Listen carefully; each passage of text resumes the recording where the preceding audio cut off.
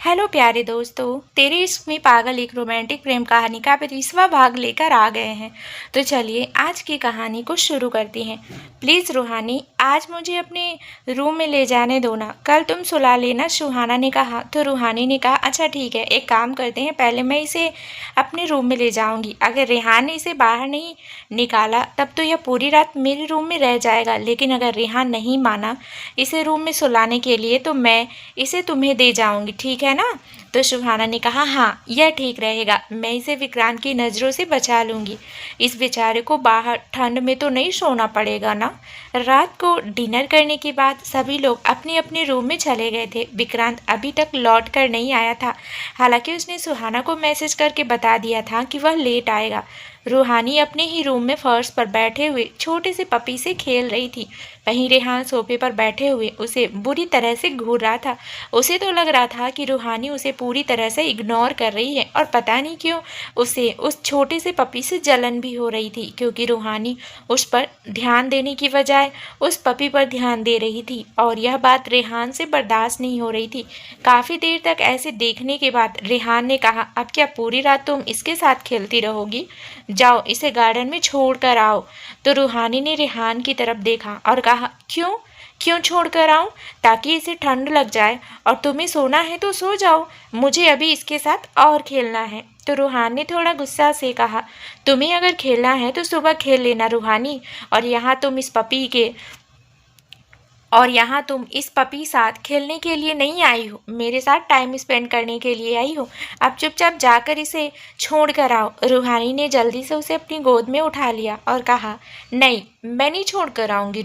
रूहानी बिल्कुल किसी बच्चे की तरह रिएक्ट कर रही थी, और उसकी ऐसी बच्चों वाली जिद को देखकर रेहान ने अपना सिर हिलाया और फिर सोफे से खड़े होते हुए कहा तो ठीक है, मैं खुद छोड़ कर आता हूँ इसे। इससे पहले कि रेहान उसके हाथ से पपी को पकड़ता, रूहानी ने जल्दी से खड़े होकर उसे रेहान से दूर कर दिया और कहा ठीक है, मैं खुद छोड़ कर आती हूँ।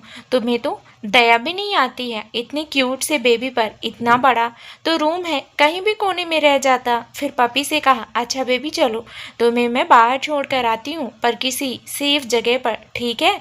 फिर मैं तुमसे सुबह मिलूंगी। कहते हुए ही रूहानी रूम से बाहर निकल गई। रेहान ने उसे जाते हुए देखा और अपना सिर ना में हिलाते हुए कहा वैसे तो आज तक मुझसे तो कभी ऐसे प्यार से बात नहीं की, और उस पपी पर देखो सारा प्यार उड़ेले जा रहा है। कहने के साथ ही रेहान बेड पर पसर गया और रूहानी के आने का वेट करने लगा। रूहानी उसे गार्डन में ले जाने की बजाय सुहाना के रूम की तरफ आ गई और डोर नॉक करने लगी, क्योंकि उसे पता था कि सुहाना उसे ज़रूर संभाल लेगी। वह उसे गार्डन में नहीं छोड़ना चाहती थी। 2-3 बार नॉक करने पर ही सुहाना ने डोर ओपन कर दिया। रूहानी पपी को लिए अंदर आ गई तो सुहाना ने डोर बंद करते हुए कहा क्या हुआ, क्या जीजू ने इसे रूम में नहीं रखने दिया? तो रूहानी ने मुंह बनाते हुए कहा तुम्हारे जीजू एक नंबर के खड़ूस हैं, और उन्हें तो दया ही नहीं आती किसी पर। अब एक काम करो, तुम इसे अपने रूम में रख लो, लेकिन अगर विक्रांत को दिक्कत हुई तो? सुहाना ने उसके हाथ से पपी लेते हुए कहा दिक्कत तो तब होगी ना जब उन्हें पता चलेगा। मैं पपी को छुपा दूंगी कहीं पर गार्डन में नहीं जाने दूंगी, बाहर बहुत ठंड है ना। तो रूहानी ने भी खुश होते हुए कहा हाँ यह ठीक रहेगा, पता है मुझे तो बड़ी चिंता हो रही थी। अच्छा इसे हम अपने घर ले जाएंगे, ठीक है? तो सुहाना ने भी खुश होते हुए कहा बिल्कुल, इसे तो अपने घर लेकर जाएंगे, और हम इसका अच्छा सा नाम भी रखेंगे, मज़ा आएगा ना हमारे साथ खेलने के लिए, पपी भी होगा। तभी रूहानी ने कुछ सोचते हुए कहा अच्छा मैं चलती हूँ, रेहान मेरा वेट कर रहा है। कहकर रूहानी रूम से बाहर निकल गई। सुहाना पपी को गोद में पकड़े हुए ही बेड पर बैठ गई और प्यार से उसे सहलाते हुए बोली अच्छा पिल्लू, तुम बिल्कुल आवाज़ मत करना, तुम्हें नहीं पता मेरे हस्बैंड ना शैतान है, शैतान। तुम्हारे साथ साथ मुझे भी बाहर उठाकर फेंक देंगे, फिर हम दोनों को बाहर ठंड में रहना पड़ेगा, इसलिए बिल्कुल अपनी आवाज़ को साइलेंट करके रखना, ठीक है? तो सुहाना तो पपी को ऐसे समझा रही थी जैसे पपी उसे जवाब देने वाला है कि हाँ सुहाना मैं ऐसा ही करूँगा, पर तुम सोओगे कहाँ?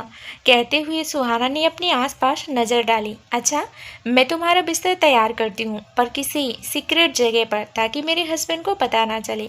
सुहाना रूम में कहीं जगह ढूंढ रही थी जहाँ पर वह पपी के लिए बिस्तर लगा सके और विक्रांत को पता भी ना चले। तभी एक जगह जाकर उसकी नज़र रुक गई और उसके फेस पर बड़ी सी स्माइल आ गई। मिल गई जगह। फिर उसने संभाल कर पपी को बेड पर बिठाया और अलमारी से एक ब्लैंकेट निकाल कर अलमारी के कॉर्नर में ही बनी हुई जगह पर उस ब्लैंकेट को बिछा दिया। अच्छा, अब तुम चुपचाप सो जाओ और कहा ना, आवाज़ मत करना, ठीक है। फिर उसने प्यार से पपी को सहलाया और खड़ी हो गई। तभी उसने सोचा कि अगर यहाँ विक्रांत की नज़र पड़ गई तो उसे पता चल जाएगा कि उसके रूम में एक छोटा सा पपी है।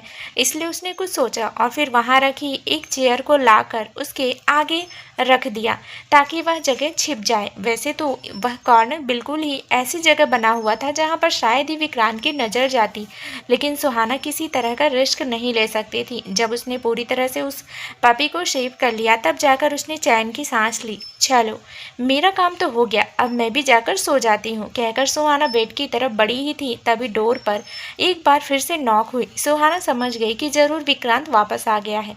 उसने मुड़कर एक बार फिर उस जगह को देखा जहाँ पर ब्लैंकेट में उसने पपी को लिटाया था। फिर मन ही मन भगवान से प्रे करते हुए बोली, हे भगवान जी, इस पपी को सद्बुद्धि देना, यह मुँह से किसी तरह की आवाज़ ना निकाले, वरना आज इसके साथ मैं भी। फिर सुहानी ने गहरी सांस ली और जाकर दरवाज़ा खोल दिया। सामने विक्रांत खड़ा हुआ अपने फ़ोन में कुछ देख रहा था। उसने बिना सुहाना की तरफ देखे हुए पूछा, क्या हुआ? डोर ओपन करने में इतनी देरी क्यों कर दी? सो गई थी क्या? कहने के साथ ही विक्रांत अंदर आ गया। सुहाना ने स्माइल करते हुए कहा, क्या? मैं नहीं तो, मैं तो तुम्हारा वेट कर रही थी। मतलब मैं क्यों सो जाऊंगी? कहने के साथ ही सुहाना की नज़रें बार बार अलमारी की तरफ जा रही थी। विक्रांत ने एक नज़र सुहाना की तरफ देखा और उसे कमर से पकड़कर अपने करीब करते हुए कहा, ओह, तो मेरी बीवी मेरा वेट कर रही थी। Not bad. तभी पपी ने कू कू की आवाज़ निकालना शुरू कर दिया। विक्रांत ने आवाज़ पर गौर करते हुए कहा, यह आवाज़ कहाँ से आ रही है? सुहाना की आंखें एकदम से बड़ी हो गई। उसने जल्दी से विक्रांत के दोनों गाल पर अपने हाथ रखे और उसका चेहरा अपनी तरफ करते हुए कहा, नहीं, यह तो मेरे दिल की धड़कने की आवाज़ है विक्रांत। तो विक्रांत ने उसे अजीब सी नज़रों से देखते हुए पूछा कि तुम्हारा दिल इतनी अजीब आवाज़ में कब से धड़कने लगा? मुझे तो लगा था वह धक धक करता है। सुहाना ने स्माइल करते हुए कहा, वह क्या है ना, इतने सालों से धक धक करते हुए बोर हो गया था ना, अब कू कू करने लगा। सो चेंज, लाइफ में चेंज होना बहुत ज़रूरी है। अच्छा चलो, तुम थक गई होगे ना, चलो अब तुम सो जाओ जल्दी से, कहकर सुहाना उसका हाथ पकड़कर खींचते हुए उसे बेड की तरफ लाने लगी। पर विक्रांत वहाँ से टस से मस नहीं हुआ क्योंकि उसका पूरा ध्यान उस आवाज़ की तरफ ही था। एक मिनट, मुझे खुद चेक करने दो, यह आवाज़ कहाँ से आ रही है। विक्रांत ने अपना हाथ छुड़ाया और रूम में उस आवाज़ की तरफ जाने लगा। सुहाना जल्दी से आकर उसके सामने खड़ी हो गई और विक्रांत के सीने पर सिर रखते हुए बोली, विक्रांत, मैं तुम्हें कितना मिस कर रही थी। तुम मुझे दोपहर को ऐसे ही छोड़कर चले गए थे, मैं तुमसे बहुत नाराज़ हूँ, कहकर सुहाना अपने दोनों हाथों से विक्रांत के सीने पर मुक्के बरसाने लगी। तो विक्रांत ने उसे कंधे से पकड़कर दूर करते हुए कहा, ये आज तुम इतना अजीब बिहेव क्यों कर रही हो सुहाना? अभी विक्रांत सुहाना से कुछ और कहने ही वाला था कि तभी उसकी नज़र सामने की तरफ गई और एकदम से चिल्लाए, what the hell is this? यह हमारे रूम में क्या कर रहा है? सुहाना ने झटके से पीछे मुड़कर देखा। पपी अपने बिस्तर से बाहर निकल आया था और पर्दे को दांत से दबाते हुए खेल रहा था। सुहाना ने अपने सिर पर हाथ रखते हुए कहा, इसे एक मिनट का चैन भी नहीं है, चुपचाप बिस्तर पर सो नहीं सकता था? इतना अच्छा बिस्तर लगा कर दिया था मैंने इसे। तभी उसको ध्यान आया कि विक्रांत भी वहीं है। उसने अब डरते डरते धीरे से अपना चेहरा घुमाकर विक्रांत की तरफ देखा, जो अब अपनी भौहें सिकोड़ कर उसे ही घूर रहा था। सुहाना ने जबरदस्ती अपनी बत्ती से दिखाते हुए कहा, पता नहीं कहाँ से आ गया यह, अभी तो नहीं था, एक मिनट, मैं अभी इसे पूछ कर आती हूँ, कहकर वो जैसे ही उस पपी के पास जाने लगी तभी विक्रांत ने उसका हाथ पकड़कर उसे अपनी तरफ खींच लिया और कहा, तो यह है तुम्हारे दिल की बदली हुई धड़कन, है ना? तो इस वक्त हमारे रूम में फर्श पर नजर आ रहा है। बोलो, तुम लेकर आई हो ना इसे यहाँ पर? अब सुहाना के पास कोई रास्ता ही नहीं था, तो वो बेचारी सी शक्ल बनाते हुए विक्रांत को देख रही थी। तो विक्रांत ने अब थोड़ा सख्ती से पूछा, यह अंदर क्या कर रहे सुहाना? बोलो। विक्रांत ने लास्ट लाइन इतनी जोर से बोली कि सुहाना डर कर एक ही सांस में जल्दी जल्दी बोली, वो ये बाहर गार्डन में टहल रहा था, उसने मुझे बाहर खेलते हुए देखा, मुझे बहुत ठंड लग रही थी तो मैं ठंड से कू कू की आवाज़ निकाल रहा था। निकाल रही थी और मैं इसे बहुत क्यूट भी लगी तो यह मुझे उठाकर अंदर ले आया और फिर इसने मेरे लिए बिस्तर भी बनाया और मुझे सुला दिया। और इसने मुझे कहा भी था कि मैं बिल्कुल आवाज़ ना निकालूं वरना इसके पति मतलब तुम्हें पता चल जाएगा। पर मैं नामुराद अपने बिस्तर से बाहर निकलकर पर्दे से लटक कर खेलने लगी और तुमने मुझे देख लिया। बस इतनी सी मेरी दुख भरी दास्तां है। सुहाना ने ये सब इतनी जल्दी बोला कि उसे भी पता नहीं चला कि वह आखिर बोल क्या रही है। वहीं विक्रांत के फेस एक्सप्रेशन कुछ ऐसे थे कि दुनिया के कौन सा अजूबा मेरे पल्ले पड़ गया। कुछ देर तक तो विक्रांत सुहाना को देखता ही रह गया। फिर उसने अपना सिर ना में हिलाते हुए कहा, तुम अपनी हरकतों से बाज नहीं आओगी ना। सुहाना हटो, इसे मुझे बाहर छोड़कर आने दो। वो पपी को उठाने के लिए आगे बढ़ा ही था कि सुहाना ने जल्दी से जाकर उसे पपी को अपनी गोद में उठा लिया और पीछे की तरफ जाते हुए बोली, इसे हाथ मत लगाओ, यह यहीं पर रहेगा। बाहर बहुत ठंड है ना, बेचारा बीमार हो जाएगा। क्या तुम्हें मासूम पर दया नहीं आ रही है। विक्रांत अपने दांत पीसते हुए उसकी तरफ बढ़ा और कहा, मेरे रूम में यह नहीं रहेगा, समझी। या तो खुद इसे बाहर छोड़ कर आओ वरना मैं छोड़ कर आऊँगा। सुहाना ने जल्दी से जिद करते हुए कहा, नहीं, मैं नहीं छोड़ने जाऊँगी और ना तुम्हें ले जाने दूंगी। यह मेरे साथ ही रहेगा, इसे तो मैं घर वापस से लेकर जाऊँगी। तो विक्रांत ने हैरानी से आंखें बड़ी करते हुए कहा, मतलब तुम इसे पालने वाली हो। खुद को तो तुम संभाल नहीं सकती हो और इस पपी को संभालोगी। लाओ, इसे मुझे दो। कहकर विक्रांत ने जैसे ही उसे लेने के लिए हाथ बढ़ाया, सुहाना जल्दी से उसे लेकर बेड पर चढ़ गई और उसे वार्निंग देते हुए बोली, खबरदार, जो तुमने इसे हाथ भी लगाया तो तुम्हें दया नहीं आती। पर मुझे बहुत सारी दया आती है। मैंने इसे अडॉप्ट करने का सोच लिया है। अब यह पिल्लू मेरे साथ ही रहेगा। चुपचाप नीचे उतरो सुहाना, वरना इसके साथ तुम्हें भी उठाकर बाहर फेंक दूंगा। विक्रांत ने उसे वार्निंग देते हुए कहा तो सुहाना दूसरी तरफ से उतरते हुए बोली, मैं क्यों जाऊंगी, यह मेरा भी रूम है। तुम्हें जाना हो तो तुम जाओ बाहर गार्डन में, और मैं और मेरा पिल्लू यहीं रहेंगे, समझे। अब तो विक्रांत को इस पिल्लू से अलग ही चिढ़ होने लगी, क्योंकि सुहाना का अपने पिल्लू के लिए इतना पजेसिव होना विक्रांत को बर्दाश्त नहीं हो रहा था। वह हमेशा से ही यही चाहता था कि सुहाना की लाइफ में फर्स्ट इम्पॉर्टेंस उसी की हो और किसी की नहीं। तो भला विक्रांत अब उसे पप्पी को अंदर कैसे रहने देता। विक्रांत अब उसे पकड़ने के लिए उसके पीछे पीछे भाग रहा था। वहीं सुहाना पप्पी को पकड़ते हुए कभी इधर तो कभी उधर भाग रही थी। इन दोनों की पकड़म पकड़ाई में पप्पी डर के मारी कू कू किए जा रहा था। आखिरकार विक्रांत ने सुहाना को कमर से पकड़कर उठा लिया और कहा, अब मैं देखता हूँ तुम कैसे नहीं इसे बाहर छोड़ती हो। कहकर विक्रांत ने जबरदस्ती पपी को अपने दूसरे हाथ में ले लिया और सुहाना को कमर से ही पकड़कर बेड पर पटक दिया। सुहाना जब तक बेड से उठकर विक्रांत की तरफ आती तब तक विक्रांत रूम से बाहर चला गया और उसने बाहर से गेट की लॉक कर दिया। सुहाना की शकल तो अब रोने जैसी हो गई थी। उसे तो ऐसा लग रहा था जैसे किसी ने उसके बच्चे को उससे छीन लिया हो। कुछ देर बाद विक्रांत रूम में आया तो सुहाना रोनी सी शकल बनाए बेड पर आलती पालती मार बैठी हुई थी। विक्रांत ने उसे सीधे तौर पर इग्नोर किया और शर्ट उतारकर बेड पर लेट गया। सुहाना रोंदू सी शकल बनाकर विक्रांत को देख रही थी। उसे तो लग रहा था कि विक्रांत उसे मनाएगा और जब सुहाना नहीं मानेगी तो विक्रांत तो मजबूरन उसके पपी को वापस लाना पड़ेगा। लेकिन यहाँ तो विक्रांत उसे कोई भाव ही नहीं दे रहा था। यह बात सुहाना को रोने पर मजबूर कर रही थी। विक्रांत ने अपनी आंखें खोलकर सुहाना की तरफ देखा और कहा, सो भी जाओ, कब तक ऐसी बैठी रहोगी। तो सुहाना ने चिढ़ते हुए कहा, मुझे नहीं सोना, तुम्हें सोना है तो सो जाओ। बेचारा बच्चा बाहर कैसे रहेगा पता नहीं। सुहाना और भी आगे कुछ बोलने वाली थी, तभी विक्रांत ने उसे अपने पास खींच लिया और उसके ऊपर आते हुए कहा, तुम फिलहाल अपने पति की फिक्र करो और तुम्हारे उस पपी को मैंने उसकी माँ के पास छोड़ कर आया हूँ। तुम्हें पता है उसकी माँ कितनी बेचैन थी उसके लिए। तो सुहाना ने अपनी आंखें बड़े करते हुए कहा, क्या उसकी माँ भी यही है, मुझे तो पता नहीं था। विक्रांत वापस उसके बगल में लेट गया और सुहाना की कमर को पकड़ अपने करीब कर लिया और फिर उसकी गर्दन में अपना मुंह छुपाते हुए कहा, अब पता चल गया ना, तो आप सो जाओ, मुझे बहुत नींद आ रही है। I am very tired. लेकिन सुहाना को नींद ही नहीं आ रही थी। वहीं विक्रांत ने अपनी आंखें बंद कर ली थी। तभी सुहाना ने धीरे से कहा, विक्रांत एक बात पूछूं। तो विक्रांत ने बिना आंखें खोले ही कहा, पूछो, क्योंकि बिना पूछे तो तुम वैसे भी नहीं रहोगी। तो सुहाना ने कहा, हम उस पपी को अपने घर ले जाएं, मैं उसे पालना चाहती हूँ। तो विक्रांत ने कहा, कोई ज़रूरत नहीं है।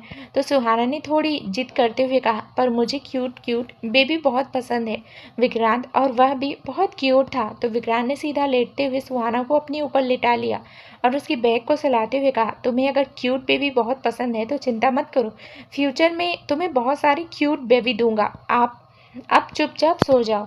सुहाना अभी भी कुछ बोलने वाली थी कि तभी विक्रांत ने अपनी आंखें खोलकर उसे देखा, जैसे आंखों से ही वार्निंग दे रहा हो कि चुपचाप सो जाओ। सुहाना ने भी जल्दी से कसकर अपनी आंखें बंद कर ली और अपना सिर विक्रांत के सीने पर टिका लिया। विक्रांत ने स्माइल करते हुए सुहाना के सिर को चूम लिया और कसकर उसे अपनी बाहों में भरकर अपनी आंखें बंद कर ली।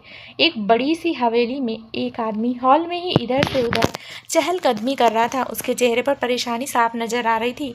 यह आदमी कोई और नहीं अधिराज राजावत था, जो अपने हाथ पीछे बंधे इधर से उधर बेचैनी से चहलकदमी कर रहा था। वहीं सोफे पर ही उसका बेटा अजीत राजावत बैठा हुआ अपने फोन में कुछ देख रहा था। अधिराज ने अपने बेटे को देखा तो उसका चेहरा गुस्से से तमतमा गया। इस बार उसने थोड़ी भारी और गुस्सैल आवाज में कहा, तुम्हारी वजह से मैं इतनी परेशानी में हूँ अजीत, और तुम्हें कोई परवाह ही नहीं है। अजीत ने लापरवाही से कहा, डैड कम ऑन, यह मेरी लाइफ है और उसे मैं अब जैसे अपनी मर्जी हो वैसे ही जी सकता हूँ, और वह विक्रांत आपकी प्रॉब्लम है, मेरी नहीं। बस करो अजीत, यह सब कुछ जो मैं कर रहा हूँ तुम्हारे लिए कर रहा हूँ। कल को उस विक्रांत ने अपनी प्रॉपर्टी वापस हमसे मांग ली तो अधिराज ने गुस्से से कहा। अजीत ने अपना फ़ोन साइड में फेंकते हुए कहा, मुझे नहीं लगता कि वह अपनी प्रॉपर्टी हमसे मांगेगा या अपना हक जताएगा, क्योंकि वैसे भी उसके पास काफ़ी प्रॉपर्टी है और पैसों की कमी नहीं है उसे। अधिराज उसके सामने ही सोफे पर बैठते हुए बोला, यही तुम्हारी गलतफहमी है अजीत। विक्रांत चाहे अपनी इस प्रॉपर्टी का कुछ ना करे, लेकिन वह इसे हमारे पास रहने नहीं देगा। और अगर एक पल को हम यह मान ले कि विक्रांत इसमें इंटरेस्ट नहीं लेगा, तो उसका यह दोस्त रेहान राठौर, तुम जानते हो ना उसे, वो विक्रांत को उसका हक कभी नहीं छोड़ने देगा। पहले ही उसने हमारी कंपनी के काफ़ी शेयर्स अपने नाम किए हुए हैं, वह भी सिर्फ विक्रांत की वजह से। तो अजीत ने भी गहरी सांस लेते हुए कहा, तो आप ही बताइए डैड, क्या करना चाहिए हमें? क्या आपके पास कोई प्लानिंग है? तो अधिराज ने कुछ सोचते हुए कहा, इतने वक्त से प्लानिंग पर ही तो काम कर रहा था, जिस वजह से वो विक्रांत मेरी मुट्ठी में था, लेकिन तुम्हारी वजह से उस सारी प्लानिंग पर पानी फिर गया। अब वह विक्रांत मुझे ब्लैकमेल कर रहा है। तो अजीत ने चिढ़ते हुए कहा, देखी है आपकी प्लानिंग? क्या आपने सोचा है अगर विक्रांत को इस सच्चाई के बारे में पता चला तो वह आपका क्या हाल करेगा? अजीत की बात सुनकर अधिराज का गुस्सा आउट ऑफ कंट्रोल हो गया। वह चिल्लाते हुए खड़ा हुआ, बस करो अजीत, अगर मेरी प्रॉब्लम का सॉल्यूशन नहीं दे सकते हो तो कम से कम जले पर नमक तो मत छिड़को। और मैंने जो कुछ भी किया तुम्हारे लिए किया, तो अभी समस्या का समाधान भी तुम्हें ही ढूंढना पड़ेगा, समझे? कहकर अधिराज वहां से निकल गया।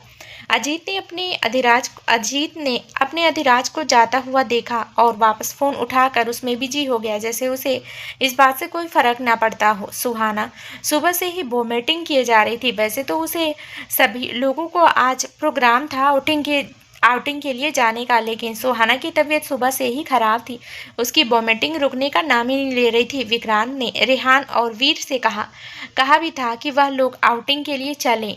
सुहाना के पास वह है, लेकिन रेहान और वीर ने साफ मना कर दिया था। विक्रांत ने कहा था कि तुम लोग चले जाओ, और फिर रूहानी और माहिरा का भी मन नहीं था सुहाना को इस हालत में छोड़कर जाने का।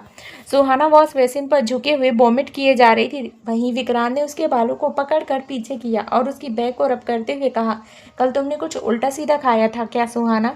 तुम्हारी इतनी तबीयत क्यों खराब है? सुहाना ने अपनी कमजोरी सी आवाज़ में कहा, मैंने तो कुछ भी ऐसा नहीं खाया था, वही खाया था जो सबने खाया, पता नहीं क्या हो रहा है मुझे। तभी रूहानी एक काढ़ा बनाकर रूम में लेकर आई। विक्रांत सुहाना को संभाल कर वॉशरूम से बाहर ले आया। रूहानी ने सुहाना से पूछा, सुहाना क्या अभी भी तुम्हें आराम नहीं मिला? मुझे लगता है कि डॉक्टर को बुला लेना चाहिए। तो विक्रांत ने कहा, यह जगह शहर से बहुत दूर है, यहाँ डॉक्टर को आने में भी काफ़ी वक्त लगेगा। मैं सोच रहा हूँ कि मैं सुहाना को लेकर वापस चला जाता हूँ। तो रूहानी ने कहा, विक्रांत हम सब भी साथ में चलते हैं, हमें भी सुहाना की फिक्र लगी रहेगी। अच्छा, मैं यह काढ़ा बनाकर लेकर आई हूँ, यह सुहाना को पिला दो, इससे वोमिटिंग में आराम मिलेगा। तो सुहाना ने बेड पर बैठते हुए कहा, मुझे नहीं पीना, यह मुझसे तो किसी तरह की की स्मेल भी बर्दाश्त नहीं हो रही है, इसे वापस लेकर जाओ। विक्रांत ने रूहानी के हाथ से काढ़ा लेते हुए कहा, सुहाना पी लो, क्या पता इससे तुम्हें आराम मिल जाए, जिद मत करो। रूहानी ने भी कहा, हाँ सुहाना, वाकई में ये काढ़ा बहुत इफेक्टिव है, एक बार ट्राई तो करो। पर सुहाना ने साफ मना करते हुए कहा, तुम प्लीज़ इसे ले जाओ, मैं नहीं पीने वाली इसे। विक्रांत जानता था कि सुहाना बहुत जिद्दी है, वह नहीं मानने वाली, इसलिए उसे अब जबरदस्ती इस काढ़े को पिलाना ही था। उसने अपना एक घुटना बेड पर टिकाया और एक हाथ सुहाना के गालों को कसकर पकड़ लिया। विक्रांत ने सुहाना के गाल को इतना जोर से दबाया कि जिस वजह से उसके होंठ खुल गए। सुहाना बार बार मुंह इधर उधर कर रही थी, पर विक्रांत की मजबूत पकड़ से खुद को छुड़वा नहीं पा रही थी। विक्रांत ने जबरदस्ती उसके होंठों पर काढ़े का कप लगा दिया और उसे काढ़ा पिला ही दिया। फिर विक्रांत ने खाली कप को टेबल पर रखते हुए कहा, आराम से पी लेती तो क्या दिक्कत थी। उसे ऐसा देख सुहाना मुंह बनाए बोली, कभी कहानी को कभी रही थी जैसे दोनों ने ही मिलकर उस पर अत्याचार किया हो। रूहानी ने स्माइल करते हुए कहा, सुहाना, माना कि हर हेल्दी चीज़ टेस्टी नहीं होती, पर कभी कभी हेल्थ के लिए हमें ऐसा काढ़ा भी पीना ही पड़ता है। ठीक है, तुम आराम करो, हम पैकिंग वगैरह करते हैं, हम जल्दी ही निकलेंगे यहाँ से, कहकर रूहानी बाहर निकल गई। सुहाना ने विक्रांत से कहा, कितना गंदा टेस्ट था उसका, मेरा तो मन कर रहा है ऐसा काढ़ा बनाकर रूहानी को भी पिला दूं। अगर कभी भी उसकी तबीयत खराब होगी ना, मैं भी उसे ऐसा गंदा वाला काढ़ा पिलाऊंगी, सुहाना मुंह बनाते हुए बोली। विक्रांत स्माइल करते हुए उसके पास ही बैठ गया और कहा, तुम्हारी हेल्थ के लिए ही कर रहे हैं ये सब, ताकि तुम जल्दी से जल्दी ठीक हो जाओ। अब जल्दी से चेंज कर लो, हमें जल्दी निकलना होगा, मैं तुम्हारी तबीयत को लेकर कोई रिस्क नहीं ले सकता। कुछ ही देर में वह सभी वापस घर के लिए निकल गए। उस काढ़े के असर से कुछ देर तक तो सुहाना को काफ़ी आराम मिला, लेकिन 2-3 घंटे बीतने के बाद से उसे वोमिटिंग शुरू होने लगी, इसलिए विक्रांत को बार बार गाड़ी रास्ते में रोकनी पड़ रही थी। अब उसने घर जाने की बजाय सीधा हॉस्पिटल जाने का फैसला लिया और इस बारे में उसने रेहान और वीर को भी इन्फॉर्म कर दिया था।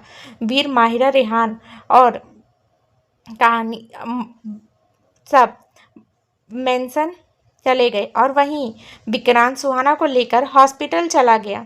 हॉस्पिटल पहुंचते ही डॉक्टर ने सुहाना को ड्रिप लगा दी, क्योंकि इतनी देर तक वॉमिटिंग करने की वजह से सुहाना को बहुत ही वीकनेस फील हो रही थी। और उसके कुछ टेस्ट करने के बाद डॉक्टर विक्रांत से कहा, बस कुछ ही देर में रिपोर्ट्स आ जाएंगे, उसके बाद पता चल जाएगा कि आखिर सुहाना को हुआ क्या है।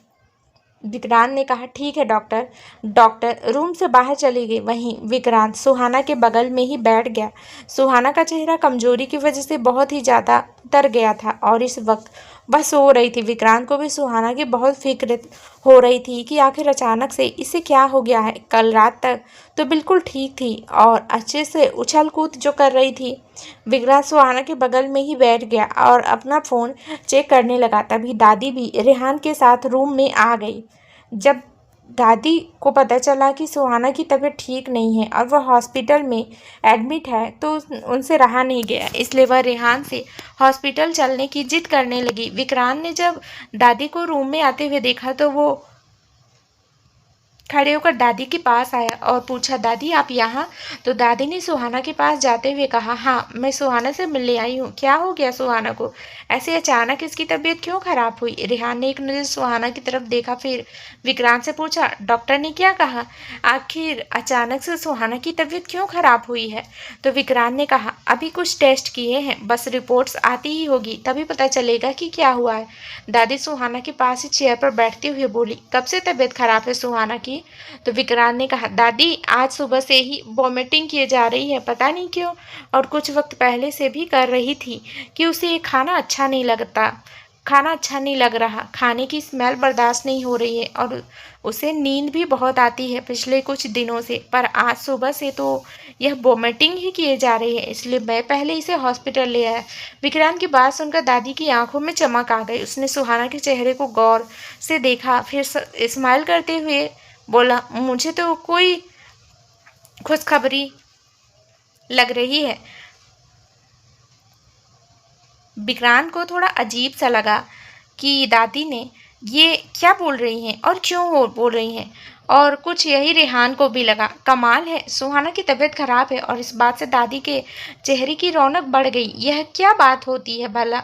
अभी दादी विक्रांत से कुछ और कहती कि तभी डॉक्टर रूम के अंदर आए और उसके पीछे ही एक नर्स भी फाइल पकड़े हुए अंदर आई। डॉक्टर के फेस पर भी स्माइल थी। दादी ने जल्दी से जाकर डॉक्टर से पूछा, कुछ पता चला क्या हुआ है सुहाना को? तो डॉक्टर ने स्माइल करते हुए कहा, दादी आप पर दादी बनने वाली हो, आपकी बहू प्रेग्नेंट है। डॉक्टर की बात सुनकर जहां दादी का चेहरा खुशी से खिल गया, वहीं विक्रांत हैरान नजरों से डॉक्टर को तो कभी सुहाना को देख रहा था। वहीं रेहान के फेस पर भी बड़ी सी स्माइल आ गई। उसने विक्रांत से धीरे से कहा, ऐसे क्यों हैरान हो रहा है? सब तेरे किए हुए कर्मों का फल है जो अब सामने आ रहा है। तो विक्रांत ने झेपते हुए कहा, नहीं, मेरा मतलब है कि इतनी जल्दी मैंने सोचा नहीं था। तो रेहान उसका हाथ पकड़कर उसे साइड में ले गया और उसे छेड़ते हुए बोला, क्या हुआ, तुझे खुशी नहीं हो रही है? बाप बनने वाला है तू, चोर। दरअसल विक्रांत को समझ ही नहीं आ रहा था कि वह इस खुशी को कैसे जताए, क्योंकि यह उसके लिए शॉकिंग न्यूज़ थी। लेकिन तभी उसके फेस पर एक बड़ी सी स्माइल आ गई और उसने रेहान को हक करते हुए कहा, मुझे इतनी खुशी हो रही है कि पूरी दुनिया को चिल्ला चिल्ला कर बताऊं कि मैं बाप बनने वाला हूं। मेरी यह छल्ली सी बीवी मेरे बच्चे की माँ बनने वाली है।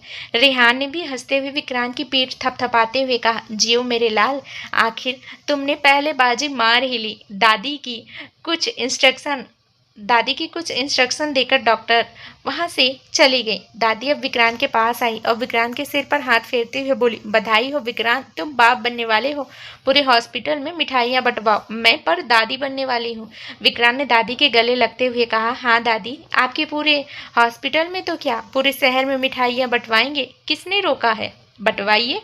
वहीं रेहान ने कहा, मैं ज़रा रूहानी को कॉल करके आता हूँ। वह भी बड़ी परेशान हो रही थी सुहाना की तबीयत के बारे में कहकर रेहान रूम से बाहर चला गया। तभी वहां एक और आवाज़, कोई मुझे भी बता दो क्यों मिठाइयाँ बांटी जा रही है।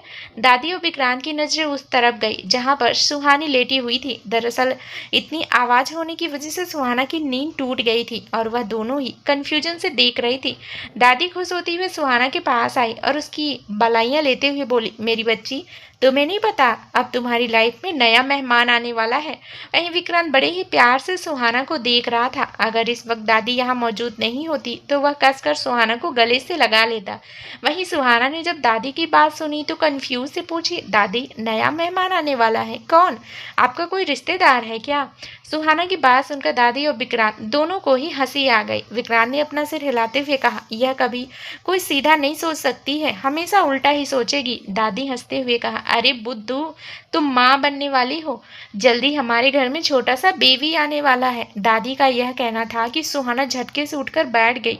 क्या बेबी? और सुहाना के ऐसे अचानक झटके से उठने की वजह से दादी ने उसे डांटा, सुहाना बेटा, इस हालात में ऐसे नहीं उठा जाता है, तुम्हें अपना बहुत ध्यान रखना पड़ेगा। शुरू के 3 महीने बहुत रिस्की होते हैं, ज़्यादा ख्याल रखना पड़ता है। फिर उन्होंने विक्रांत की तरफ देखते हुए कहा, विक्रांत, तुम्हें इस बात का ध्यान रखना होगा। मुझे नहीं लगता है यह अपनी उछल कूद से कभी बाज आएगी। विक्रांत ने भी आगे आते हुए सुहाना के सिर पर टैप करते हुए कहा, जानती हूँ दादी, पर चिंता मत कीजिए, इसे तो मैं अच्छे तरीके से सीधा करके रखूंगा, क्योंकि अब मुझे एक नहीं दो बेबीज की केयर करनी है। सुहाना ने मुंह बनाते हुए अपना सिर सहलाते हुए कहा, सॉरी दादी, वो एक्साइटमेंट में मुझे याद ही नहीं रहा। तभी दादी की बात याद कर सुहाना शर्मा कर अपना चेहरा झुकाकर बैठ गई। इस वक्त उसे दादी के सामने बहुत शर्म आ रही थी और कुछ विक्रांत के सामने भी। इस वक्त सुहाना इसे शर्माते हुए बहुत प्यारी लग रही थी। विक्रांत का मन कर रहा था कि वो कसकर सुहाना को अपनी बाहों में भर ले और खूब सारा प्यार करे। वहीं दादी भी विक्रांत का चेहरा देखकर उसकी भावनाएं समझ गई थी, इसलिए उन्होंने स्माइल करते हुए कहा, ठीक है, अब मैं रेहान के साथ घर जा रही हूँ और विक्रांत, तुम जल्दी ही मेरी बहू को लेकर घर आओ। घर पर सभी इसका बेसब्री से इंतजार कर रहे हैं, कहकर दादी रूम से बाहर चली गई। विक्रांत तो कब से इंतजार कर रहा था कि वह कब सुहाना को अपनी बाहों में भरकर प्यार करे। विक्रांत सुहाना के बगल में ही बैठ गया और उसे अपनी बाहों में भरते हुए कहा, कॉन्ग्रेचुलेशन मेरे होने वाले बच्चों की माँ। सुहाना ने भी शर्मा कर अपना चेहरा विक्रांत के सीने में छुपा लिया। विक्रांत ने सुहाना का सिर घूमते हुए कहा, चूमते हुए कहा, तुम नहीं जानती सुहाना मैं कितना खुश हूँ। मुझे विश्वास नहीं हो रहा मेरी झल्ली सी सुहाना माँ बनने वाली है। फिर विक्रांत ने सुहाना के चेहरे को अपनी हथेली में भरा और प्यार से उसकी होठों पर अपनी होठ रख दी। सुहाना ने भी अपनी आंखें बंद कर ली और विक्रांत की शर्ट को कसकर पकड़ लिया। सुहाना का चेहरा तो पहले ही शर्म से गुलाबी हो रहा था और विक्रांत के प्यार से वह और भी ज्यादा गुलाबी हो गया। कुछ देर बाद विक्रांत सुहाना के चेहरे से दूर हुआ और प्यार से उसकी फोरहेड पर किस करते हुए कहा, घर चलें, सब हमारा वेट कर रहे होंगे। सुहाना ने अपनी आंखें खोलकर विक्रांत की तरफ देखा और कहा, हाँ मुझे भी इंतजार है। मुझे यह गुड न्यूज़ रूहानी और माहिरा को भी सुनानी है, आखिर वह भी मासी जो बनने वाली है। तो विक्रांत ने कहा, मासी नहीं चाची। सुहाना ने कहा, नहीं वह पहले मेरी दोस्त है तो वह मासी बनेंगी। तो विक्रांत ने कहा, वीर और रेहान मेरे दोस्त हैं तो जाहिर सी बात है उनकी बीवियां हमारे बेबी की चाची हुई ना। अभी इन दोनों की बहस हो ही रही थी तभी रूम में नर्स ने उन दोनों को ऐसे झगड़ते हुए देखा तो अजीब नज़रों से उन्हें देखने लगी, लेकिन फिर थोड़ी देर बाद वह झिझकते हुए बोली, सर वह मुझे इनके हाथ से ड्रिप हटानी थी, डॉक्टर ने इन्हें डिस्चार्ज दे दिया है। दोनों ने एक साथ नर्स की तरफ देखा तो विक्रांत ने कहा, ठीक है तुम इसे हटा दो, मैं सुहाना को घर ले जाता हूँ।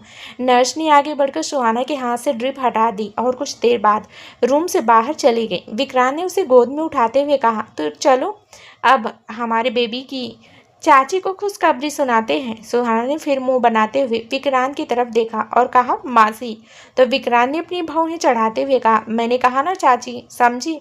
सुहाना ने गुस्से से अपना चेहरा दूसरी तरफ कर लिया। वहीं विक्रांत के फेस पर एक प्यारी सी स्माइल आ गई। दरअसल विक्रांत को सुहाना को परेशान करने में बड़ा मजा आता था। कुछ ही देर में विक्रांत सुहाना को लेकर मेंशन पहुंच गया।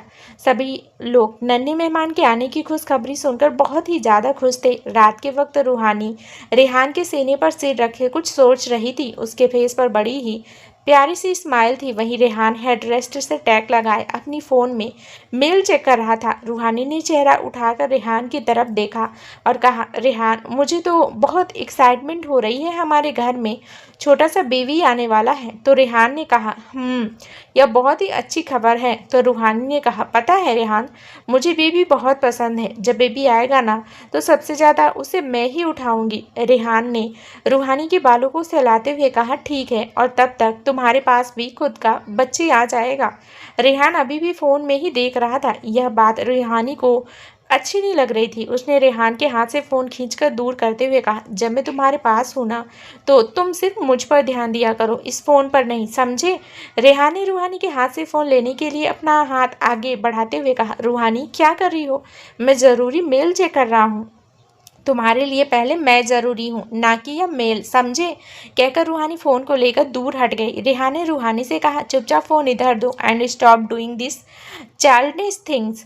रूहानी फ़ोन लेकर बेड से नीचे उतर गई और बोली, अच्छा मैं करूँ तो बचकानी हरकतें और तुम करो तो उसका क्या। तुम भी तो यही कहते हो ना कि जब तुम मेरे पास हो तो सिर्फ मुझे तुम पर फोकस करना चाहिए, ना कि किसी और की चीज़।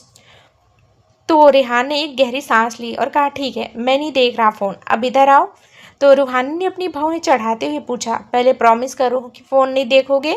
तो रेहान ने कहा, नहीं देखूंगा बाबा, अब इधर आओ, अब मैं सिर्फ तुम पर फोकस करूंगा। तो रूहानी भी घुटनों के बल बेड पर चढ़ गई और रेहान के पास आकर वापस उसने अपना रेहान के सीने पर सिर रख लिया और रेहान का हाथ वापस अपने बालों में रख लिया और कहा, अब सहलाओ, जब तुम मेरे ऐसे बाल सहलाते हो ना तब मुझे बहुत मज़ा आता है। रूहानी की ऐसे बचकाना हरकतें देखकर अभी अभी रेहान को उस पर बहुत प्यार आता था। कभी कभी रेहान को उस पर बहुत प्यार आता था। उसने हंसते हुए रूहानी के बालों को चूम लिया और उसे अपनी बाहों में भरते हुए कहा, हाँ तो क्या कह रही थी तुम कि तुम्हें भी बेबीज बहुत पसंद है ना। तो रूहानी ने एक बार फिर रेहान की तरफ देखा और कहा, हाँ मुझे बेबी बहुत पसंद है, बहुत ही क्यूट होते हैं ना वो। रेहान ने अब रूहानी को पलटकर अपने नीचे करते हुए कहा, तो ठीक है हम भी अब बेबी लाने की तैयारी करते हैं ताकि जल्दी ही हमारे रूम में भी छोटा सा बेबी आ जाए, ठीक है ना। तो रूहानी ने अपनी आंखें बड़ी करते हुए कहा, मेरा मतलब वह नहीं था, मैं तो सुहाना की बेबी की बात कर रही थी।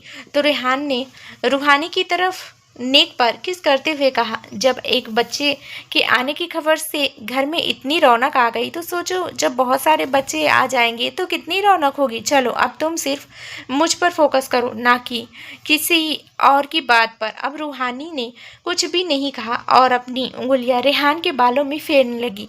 वहीं रेहान भी रूहानी में पूरी तरह खो चुका था।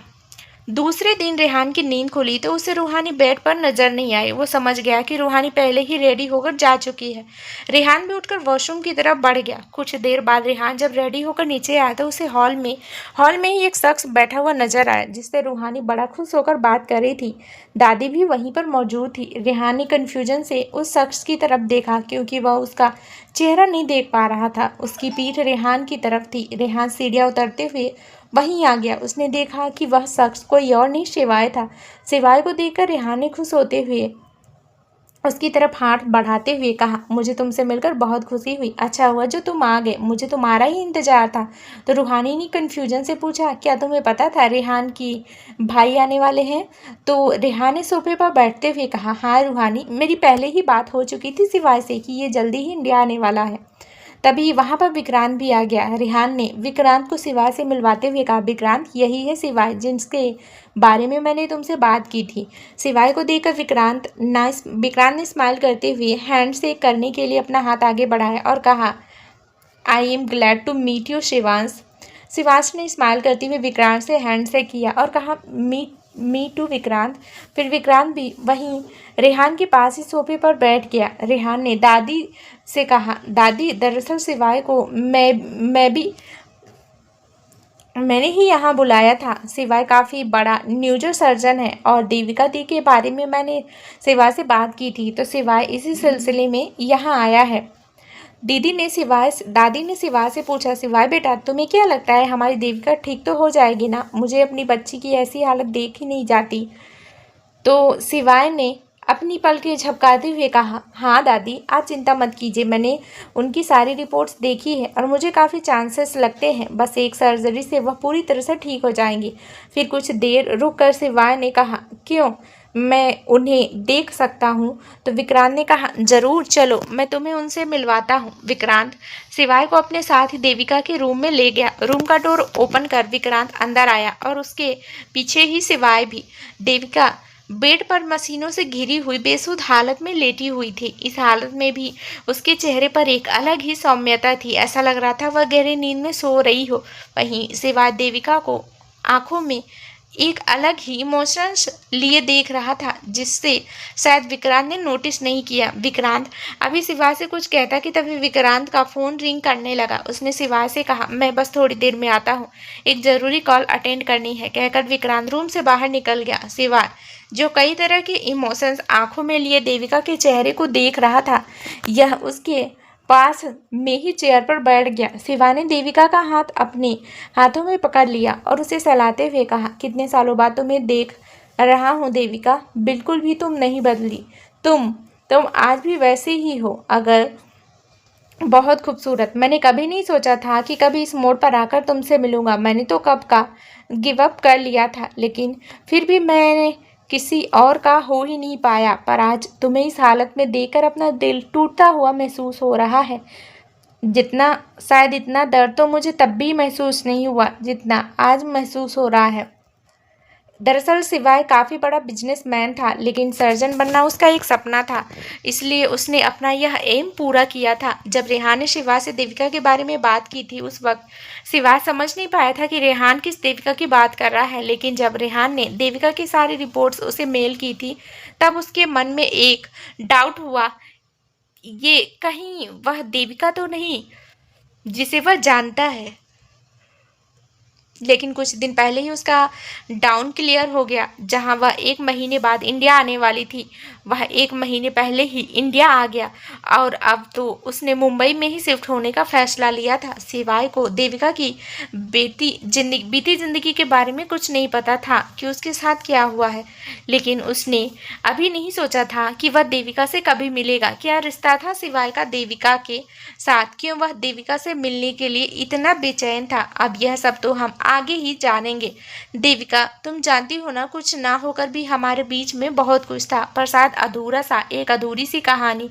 मैं नहीं जानता उसके बाद तुम कहाँ गई थी, ना मैंने तुम्हें ढूंढने की कोशिश की, लेकिन इत्तेफाक देखो कि तुम मुझे मेरी बहन के घर पर मिली। इतने सालों बाद मुझे मेरी बहन भी मिली और तुम भी, और वह भी एक ही घर में। कहते हुए सिवाय के फेस पर एक स्माइल आ गई, पर कहीं ना कहीं उसकी स्माइल में एक दर्द था और आंखों में एक हल्की सी नमी। तभी विक्रांत रूम के अंदर आते हुए बोला, सॉरी सिवाय, मुझे आने में थोड़ी देर हो गई। सिवाय ने जल्दी ही अपनी आंखों को बंद किया और अपने आंखों में आ रही नमी को छुपा लिया। फिर वह स्माइल करते हुए बोली, विक्रांत की तरफ मुड़ा और कहा, मैं जल्द ही इनका ट्रीटमेंट शुरू कर दूंगा, तुम चिंता मत करो, तुम्हारी बहन बहुत जल्दी ठीक हो जाएगी। फिर कुछ सोचने के बाद कहा, विक्रांत, क्या तुम मुझे देविका के बारे में कुछ बता सकते हो, मतलब इनके अतीत के बारे में? तो विक्रांत ने थोड़ा कन्फ्यूजन से पूछा, पर शिवाय तुम्हें क्यों जानना है, क्या तुम दी को पहले से जानते हो? तो शिवाय ने कहा, हाँ, मैं देविका को जानता हूँ। दरअसल अब्रॉड में हम दोनों एक ही कॉलेज में थे, तब से देविका को जानता हूँ। देविका मेरी काफ़ी अच्छी दोस्त भी थी। तो विक्रांत ने खुश होते हुए कहा, यह तो बहुत अच्छी बात है और मुझे यह जानकर बहुत खुशी हुई कि मैं देविका दी के दोस्त से मिल रहा हूँ। तो शिवाय ने एक बार फिर पूछा, तो विक्रांत, अब तुम मुझे बताओ कि देविका की पिछली जिंदगी के बारे में। तो विक्रांत ने कहा, ठीक है, पर यहाँ नहीं, मेरे साथ चलो। शिवाय ने एक नज़र देविका की तरफ देखा और विक्रांत के साथ रूम से बाहर चला गया। टेरेस पर ही विक्रांत और शिवा दोनों ही खड़े हुए थे। दोनों के ही फेस एक्सप्रेशन सीरियस थे। विक्रांत नई शिवाय की देविका की शादी और फिर उनके विंडो होने से लेकर विक्रांत ने शिवाय की देविका की शादी और फिर उनके विडो होने से लेकर सारी बातें बता दी, जिसे सुनकर शिवाय को देविका के लिए बहुत बुरा लगा। वह मन ही मन बोला, कितना कुछ बर्दाश्त किया है तुमने देविका, इतनी सी उम्र में। काश मैं तुम्हारी बेरंग जिंदगी में खुशियाँ लेकर भर सकता। काश कि तुम मुझे इतनी इजाज़त दो, काश मैं अपनी अधूरी कहानी को पूरा कर पाता। पर जो भी हो, तुम्हारी मर्जी से हो, पर सबसे पहले मुझे तुम्हारा ट्रीटमेंट कराना है, ताकि तुम पहले की तरह यही देविका बनो, जिंदगी से भरपूर। शिवाय अपने ही ख्यालों में खोया हुआ था। वहीं विक्रांत ने एक दो बार उसका नाम पुकारा तो एकदम से वह होश में आते हुए बोला, हाँ विक्रांत, कुछ कह रहे थे? तो विक्रांत ने कहा, शिवाय, तुम यही क्यों नहीं रुक जाते हो? तो शिवाय ने कहा, नहीं विक्रांत, दरअसल मैंने यहीं पर एक मेंशन ले लिया है और अब मैं मुंबई में ही शिफ्ट हो रहा हूँ। तो विक्रांत ने खुश होते हुए कहा, वाओ, दैट्स ग्रेट आइडिया। फिर तो हमारा मिलाना भी होता रहेगा। जैसे तुम कब से ट्रीटमेंट शुरू करने वाले हो दी का, और क्या तुम बता सकते हो कि दी कितने दिन में ठीक हो जाएंगी?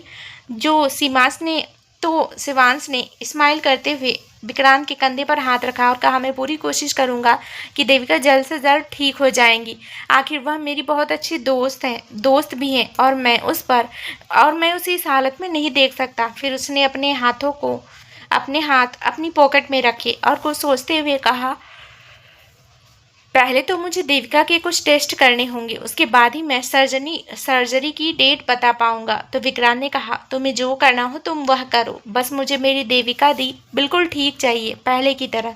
तो विक्रांत ने मुस्कुराते हुए कहा, जिसके पास इतना प्यार करने वाला परिवार हो और उससे भी ज़्यादा इतना प्यार करने वाला भाई हो, तो उस बहन को तो ठीक होना ही है ना।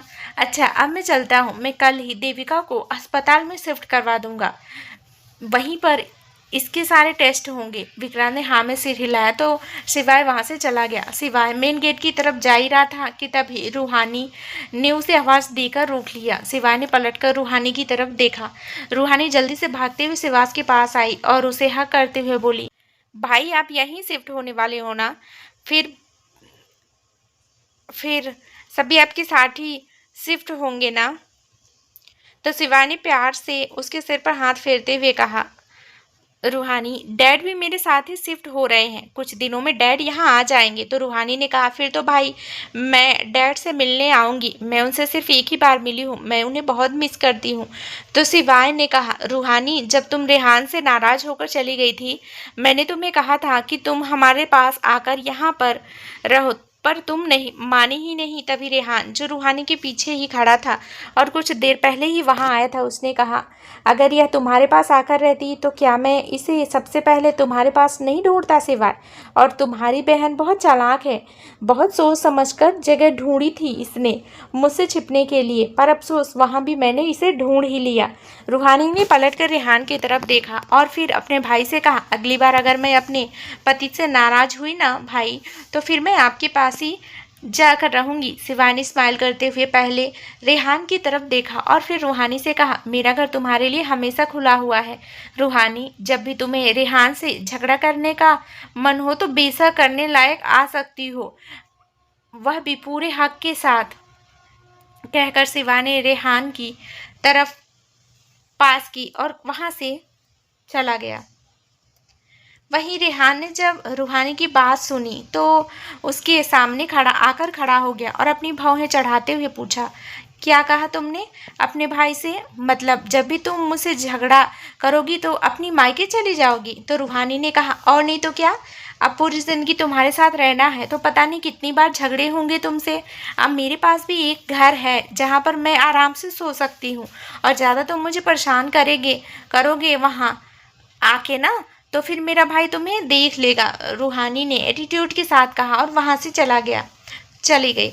रेहान ने हैरानी भरे नजरों से रूहानी को जाते हुए देखा। इसे अपना भाई क्या मिला? मेरा डर ही खत्म हो गया। इसे तो मैं अभी बताता हूँ। रेहान उसके पीछे जाने ही वाला था कि तभी उसका फ़ोन रिंग करने लगा। उसने अपने फ़ोन की तरफ देखा और एक नज़र रूहानी की तरफ, तो सीढ़ियाँ चढ़ते हुए ऊपर की फ्लोर की तरफ जा रही कहकर रेहान फ़ोन अटेंड किया। इसे तो रात को बताता हूँ कहकर मेन गेट से बाहर चला गया। राजावत हवेली। रेहान की गाड़ी हवेली के बाहर आकर रुकी। रेहान अपनी गाड़ी से बाहर निकला और अपने कदम अंदर की तरफ बढ़ा दिए। अंदर हॉल में पहुंचते ही उसे सामने ही सोफे पर बैठे हुए अधिराज राजावत नजर आया। अधिराज ने जब रेहान को अपनी हवेली में देखा तो वो थोड़ा सा हैरान हुआ। फिर उसने खड़े होकर रेहान से कहा, तुम यहाँ? रेहान ने उसके सवाल को इग्नोर किया और आकर किसी किंग की तरह सोफे पर बैठ गया। फिर उसने एक नज़र पूरी हवेली को देखते हुए कहा, हवेली काफ़ी खूबसूरत है अधिराज राजावत, मानना पड़ेगा काफ़ी अच्छे से मेंटेन किया है तुमने इसे। कहने के साथ ही रेहान एक तिरछी स्माइल के साथ अधिराज की तरफ देखा। अधिराज को कुछ गलत होने का अंदेशा हुआ, क्योंकि वह जानता था कि रेहान राठौर ऐसे ही किसी चीज़ की तारीफ नहीं करता, और अगर उसने किसी चीज़ की तारीफ की है तो उस चीज़ को वह अपना बना ही लेता है।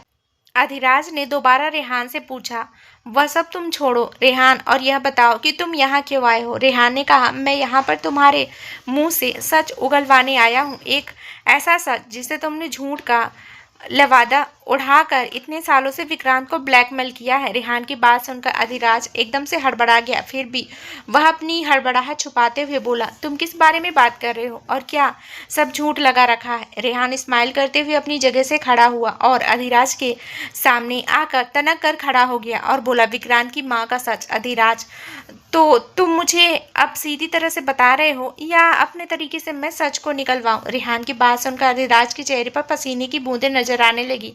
यह तुम क्या कर रहे हो? और विक्रांत की माँ, वह तो कब की मर चुकी है ना एक्सीडेंट में, और उसकी बात क्यों कर रहे हो? तो रेहान ने एक अजीब सी इस बार सर्द आवाज में पूछा, विक्रांत की माँ की डेथ कब हुई थी अधिराज? अब तो जैसे अधिराज के पैरों में खड़े होने की हिम्मत ही नहीं बची थी। वह धम से सोफे पर बैठ गई और सर झुकाए हुए ही बोला, तुम कहना क्या चाहते हो? और यह सब बातें तुम मेरे सामने क्यों कर रहे हो? इस बार रेहान ने खतरनाक नजरों से अधिराज की तरफ देखा और फिर उसका कॉलर पकड़ उसे खड़ा करते हुए कहा, यह बातें मैं तुमसे इसलिए कह रहा हूँ अधिराज, क्योंकि जो सच मैं जानता हूँ, लेकिन विक्रांत नहीं। लेकिन आज तुम विक्रांत के सामने सारा सच बोलोगे कि कैसे तुम इतने सालों तक तुम जो वो वेब बनाते आए हो, कैसे मुझसे उसे एक झूठी आस में बांधा हुआ था। जानता हूँ कि विक्रांत से कहीं ना कहीं टूट जाएगा, लेकिन मैं उसे अब तुम्हारे हाथ में कठपुतली नहीं बनने दूंगा, समझे? कहकर उसने सोलो से अधिराज को फर्स्ट की तरफ धकेल दिया। अधिराज सीधा मुंह के बल जाकर फर्श पर गिर गया। अधिराज ने गुस्से से अपना सभी नौकरों को आवाज दी, लेकिन हवेली से एक भी आदमी उसकी आवाज पर नहीं आया। तभी कुछ देर बाद मेन गेट से विक्रांत अंदर आया। उसने फर्श पर गिरे हुए अधिराज की तरफ देखा और फिर सवालिया नजरों से रेहान की तरफ जैसे पूछ रहा हो कि तुमने मुझे यहाँ क्यों बुलाया।